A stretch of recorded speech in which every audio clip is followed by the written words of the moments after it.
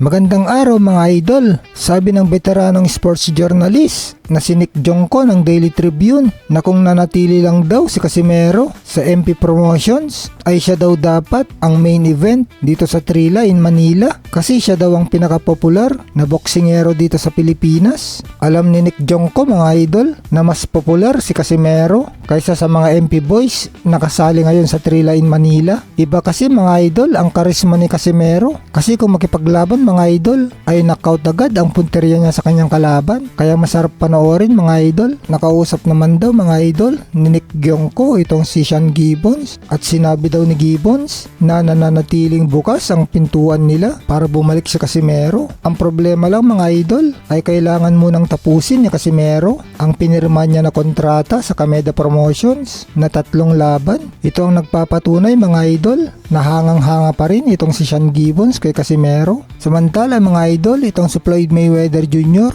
ay binabatikos nga ng mga fans sa boxing. Bakit pa daw siya pumatol sa isang senior citizen na si boxing legend Mike Tyson? Sagot naman ni Mayweather mga idol ay naiinggit lang daw ang mga sumisira sa kanya. Kasi kahit retirado na siya ay kumikita pa rin siya ng limpak-limpak na milyones. Sabi pa ni Mayweather mga idol na mas malaki pang kinikita niya kaysa mga current world champion ngayon. Mukhang pinatatamaan nga mga idol ni Mayweather si Pacquiao na kahit lumaban si Manny Pacquiao sa isang world title fight kontra Mario Barrios ay mas malaki ang kinikita ni Mayweather maski retirado na siya. Ano masasabi niyo tungkol dito mga idol? Samantala mga idol, 7 araw na lang ay magbawakbakan na itong si Canelo Alvarez at Terence Crawford. Nagpalaki nga mga idol ng katawan si Terence Crawford para mas malakas daw ang kanyang suntok. Pero kahit daw nagpalaki siya ng katawan mga idol, ay hindi daw bumagal ang kanyang bilis. Malaki naman ang kumpiyansa ni Terence Crawford mga idol na siyang mananalo kay Canelo.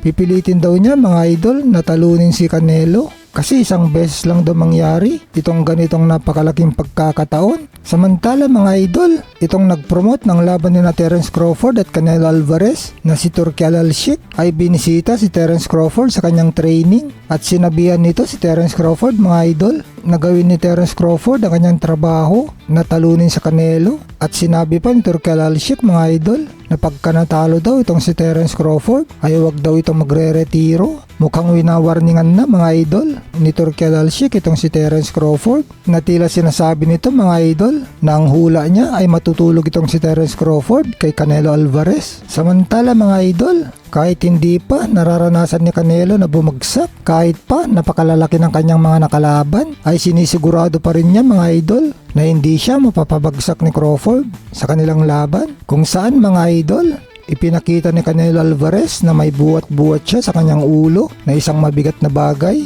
para hindi nga siya matablan ng mga suntok ni Crawford.